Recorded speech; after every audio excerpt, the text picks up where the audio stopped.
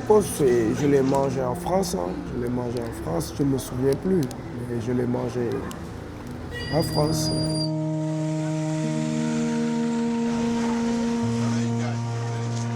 Donc je l'ai pris, je l'ai acheté, j'ai amené ici. Et j'ai essayé une fois. J'ai dit on va essayer de faire goûter au public les pains tacos. Et ils ont essayé. Et c'est comme ça que ça a commencé à marcher. C'est comme ça que ça a eu un succès extraordinaire. Ceux qui ont découvert le tacos, vraiment, depuis, c'est ces produits qu'ils ont adoptés. Je peux dire que chaque soir, ils viennent, ils en demandent.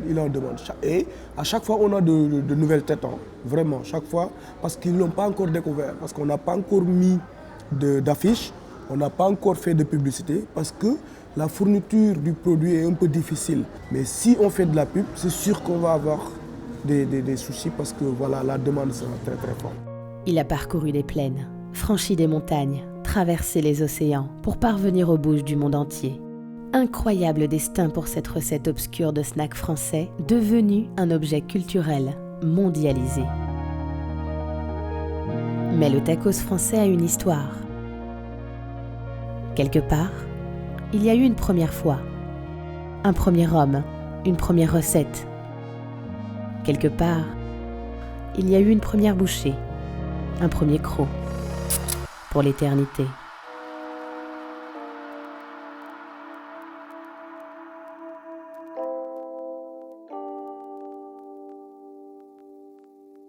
Dans le monde du tacos, c'est la branche grenobloise qui domine. Le tacos de Lyon des frères Dardoury à Saint-Martin-d'Air a fait des émules. Il y a d'abord eu Hakim, le créateur du tacos des Alliés, qui s'est associé avec Mohamed Souali. Mais celui-ci a préféré ouvrir son propre restaurant, Tacos King, qu'il devra bientôt renommer Tacos Avenue parce que le PDG de Nabab Kebab s'est empressé de déposer le nom de Tacos King. Dans un même temps, Hakim du tacos des Alliés en a trouvé d'autres, les frères Traoré. Ensemble, ils ont fondé Au Tacos et conquis la France. Et puis en ont inspiré tant d'autres. Taco Shake du rappeur Mokobe, Shamas Tacos, New Look Tacos, The French Tacos, Toast Tacos. Mais face à cette évolution du tacos, dupliqué, marketé et vendu comme un vulgaire burger de chaîne américaine, des puristes prophétisent sa chute. La franchise va tuer le tacos. Va tuer le tacos, forcément. Puisque même les gens qui aiment bien commencent à dire « Ah mais là c'est moins bon, là c'est quand même, là je suis déçu ». Mais voilà, peut-être que la jeunesse parisienne qui n'a pas eu la chance de découvrir le tacos dans sa plus pure forme sera pervertie effectivement. J'aurais tendance à dire qu'à Lyon, les vrais savent. Du coup, le tacos aura toujours sa place telle qu'il doit être. Le tacos est-il en danger ? Et si son succès immense l'avait éloigné de ce qu'il était à l'origine ? Il faut jeter un dernier regard, loin en arrière.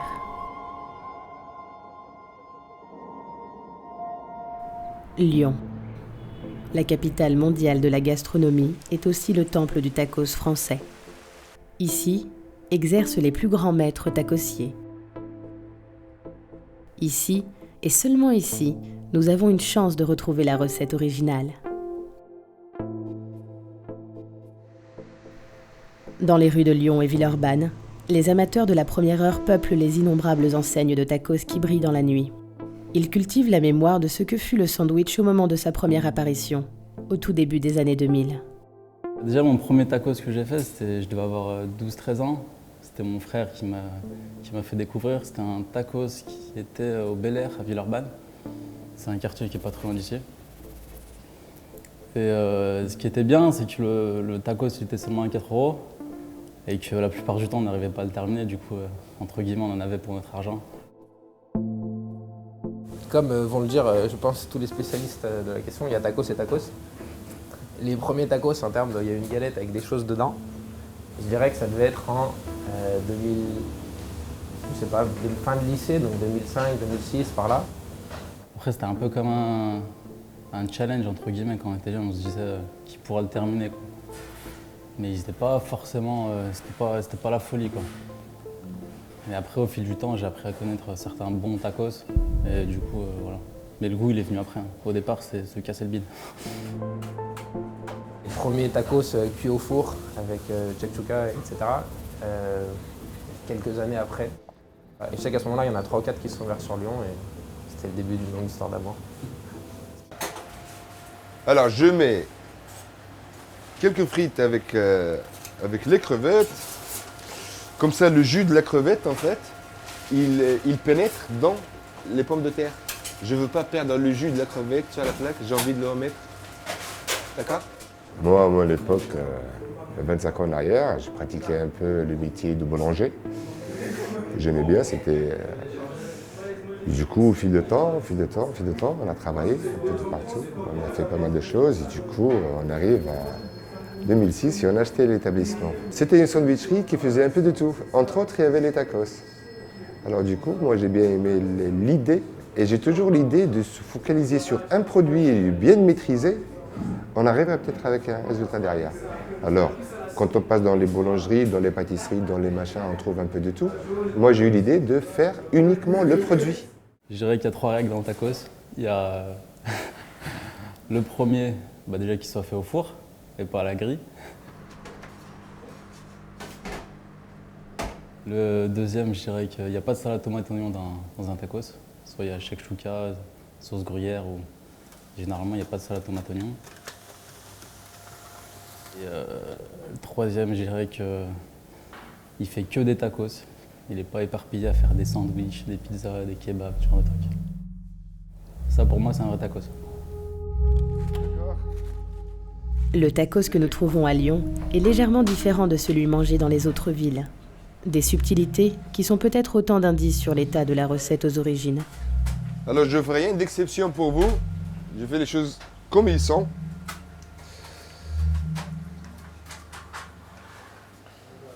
Je vous mets un fromage de plus parce que vous êtes mes invités, c'est tout.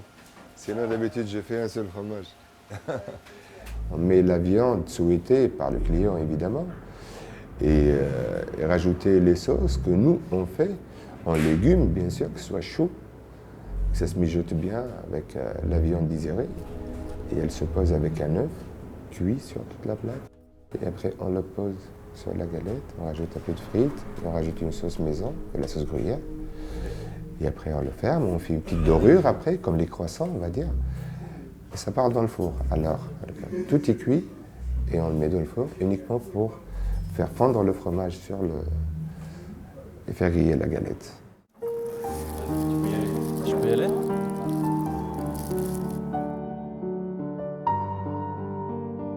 À Villeurbanne, Mister Tacos a donné ses lettres de noblesse au tacos français.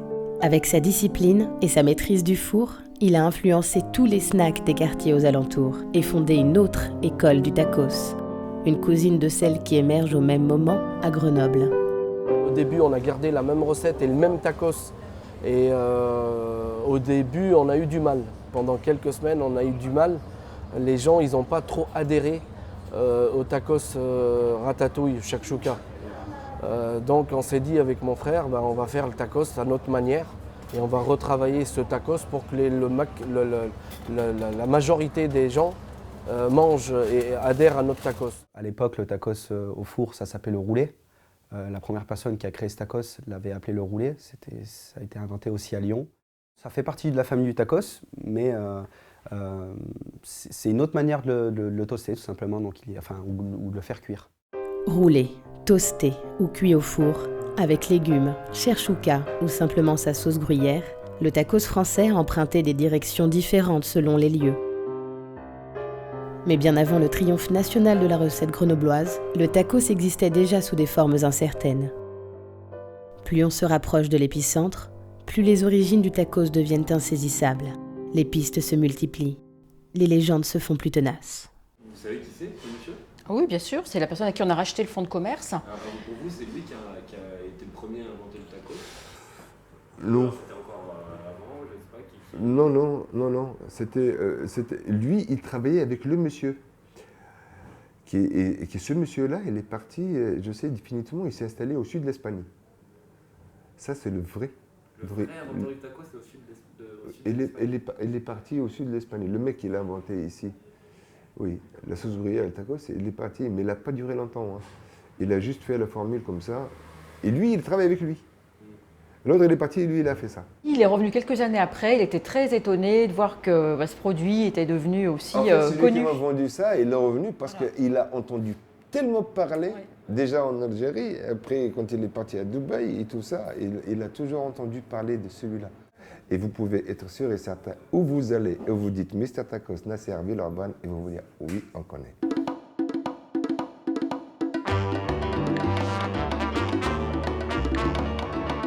Il a fallu chercher, encore et encore, croiser les différentes versions, tenter d'établir des connexions. Donc il semblerait que ce soit un Lyonnais. Certains disent qu'il vient des Maguettes, d'autres disent qu'il vient de Vaux-en-Velin. D'après ma référence, je veux dire mon docteur Estacos, ce serait à Villeurbanne-Bel-Air. S'enfoncer toujours plus loin dans cette antiquité du tacos. Se plonger dans les années 90-2000, dans une ville qui vibrait alors pour les victoires du club de foot local et couvait en son sein la plus belle création culinaire de ces 30 dernières années. Je pensais que c'était le seul de Lyon, personnellement, ouais, celui des Bel-Air. Bon, apparemment, il y en a qui disent qu'à Vaux, il y en avait eu avant. Donc c'est le premier tacos, c'est à Vaux-en-Velin, à Lyon, à la Grapinière. Toutes nos pistes convergent vers un point précis. C'est à Vaux-en-Velin, ville symbolique de l'histoire des banlieues françaises, que l'on a entendu parler en premier de tacos.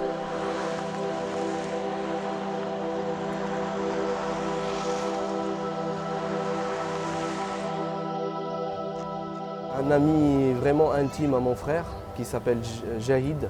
Ah, c'est formel, sûr à 100%. C'est lui qui a créé ce tacos avec cette recette spécifique. Son enseigne s'appelait Le Petit Gourmand.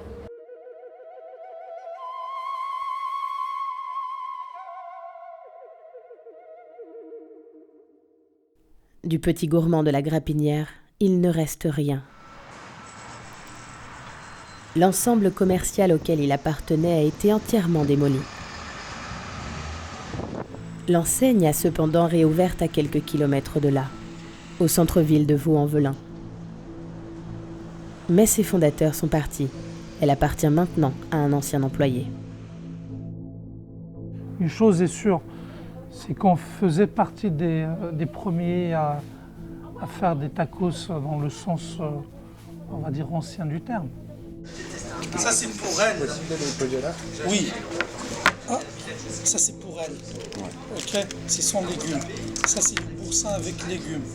Parfait. Et vous c'était samouraï, c'est ça? Voilà. Ça fait 13 ans dans la restauration. Et quand je dis 13 ans, c'est pas 3 heures par jour. Je sors de chez moi à 8 heures, je rentre à 2 heures du matin. Dans le restaurant, j'ai connu que le succès grâce au Petit Gourmand.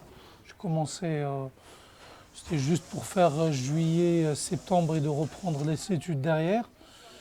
Et derrière, ça m'a plu. Je suis resté et j'ai vécu l'évolution de ce restaurant. C'est comme une école. Si vous faites bien les choses, vous travaillez super bien, les gens derrière, il y a toujours la relève qui forme ce qui vient après. Les gens que je connais, les employés de l'époque, ils ont tous ouvert. Alors, ils travaillent à leur compte. Et ils travaillent super bien. Parce qu'ils disent toujours que c'était grâce au Petit Gourmand. Oui, ça fait quelque chose. Le jour où ils ont rasé, bien sûr. Quand je suis passé, je ne l'ai pas trouvé. Quand même, j'ai passé presque 7 ans, 8 ans là-bas. Quand je dis, c'est presque tous les jours. Je bosse tous les jours. Il y avait une bonne ambiance et des souvenirs de ce restaurant à la Grapinière? Des bonnes et des mauvaises. Il faut dire les choses. Ouais. Ouais. C'est un métier difficile, vous savez. Les gens, ils n'ont pas le même tempérament, ils n'ont pas le même caractère. Des gens patients, des gens moins patients que les autres, pour ne pas dire autre chose. Oui, mais on sait qu'en bossant dans un restaurant, il y a toujours des difficultés. Il fallait travailler beaucoup. Alors j'ouvre à 9h du matin et je rentre à minuit. C'était un peu hard, on va dire. Et en faisant les courses, en faisant toutes les préparations, comme tout quelqu'un qui débute. C'est difficile. Ça, je pense que tout le monde vous le dira dans ce genre de métier. Voilà. Bon, monsieur travaille tout le temps, même le week-end, il n'y a pas de vacances. Et puis à la maison, il faut tout gérer seul, quoi. Voilà. Donc c'est vrai que c'est pas facile. Il y a quelques années, mais bon, maintenant, voilà. J'ai eu tort sur plein de choses. C'est que j'ai pas su déléguer. Et du coup, ce que je pouvais faire au niveau développement, au niveau franchise, quand on est derrière le comptoir, on peut pas. C'est impossible d'avancer autrement. Voilà, moi je travaillais avec mes amis, on était une bande de potes. Il y avait une relation avec mes équipes qui était assez familiale et quand j'ai voulu mettre des choses en place, donc des nouveaux logiciels, des nouveaux process, à l'ouverture, à la fermeture, des choses qui sont très importantes pour pouvoir tenir un restaurant, parce qu'on ne peut pas dupliquer un restaurant sur des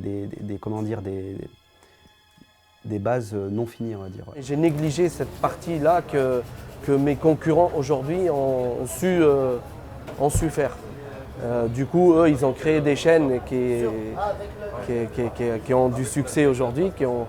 Et moi, je suis resté dans mes restaurants et j'ai privilégié le côté relationnel. On a redessiné le concept. Quand on a transformé Tacos King en Tacos Avenue, on l'a vachement épuré, justement pour pouvoir aussi cibler une clientèle féminine et une clientèle un peu plus cadre. Qu'aujourd'hui, il faut savoir que 40% du personnel est féminin. C'était difficile aussi au début pour le concept un peu familial où ils disaient non, on ne va pas travailler avec des femmes. Enfin, pas tous, hein, certains.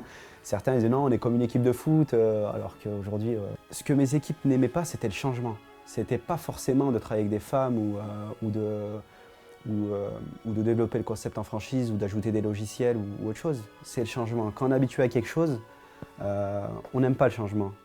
C'était pas facile. Des générations de restaurateurs au service de la gloire d'un sandwich.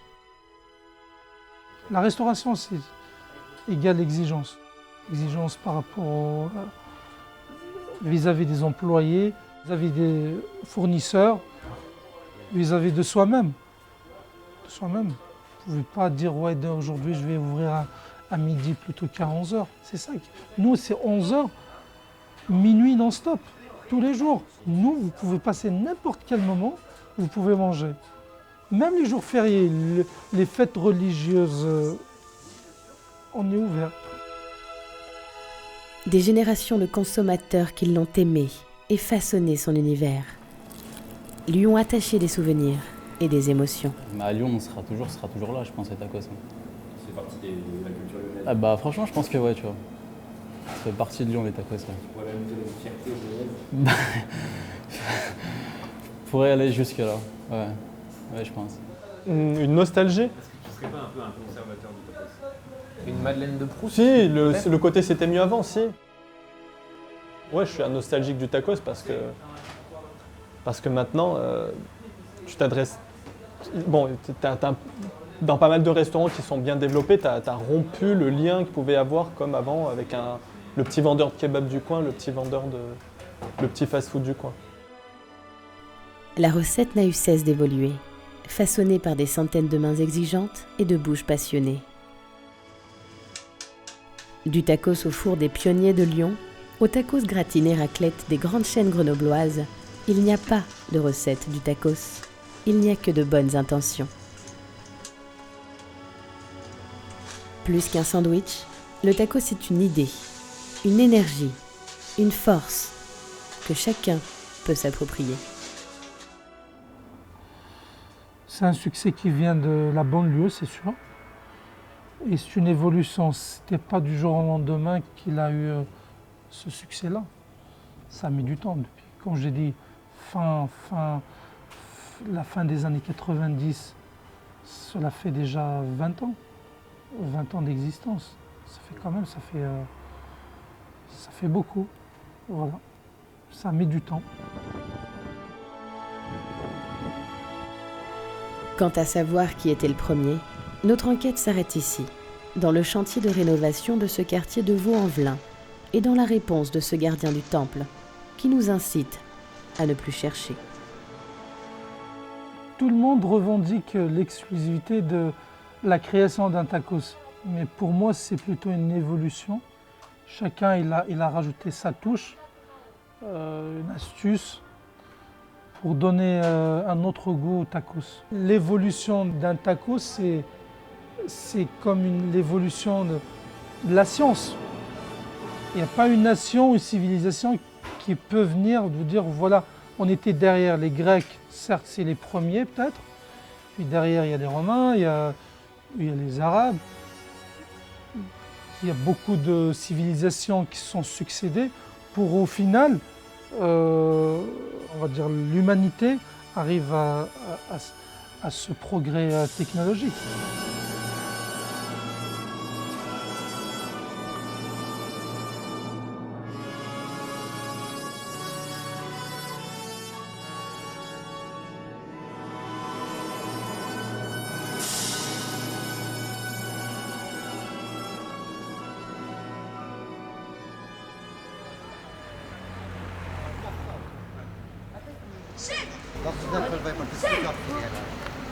Bah oui, arrête.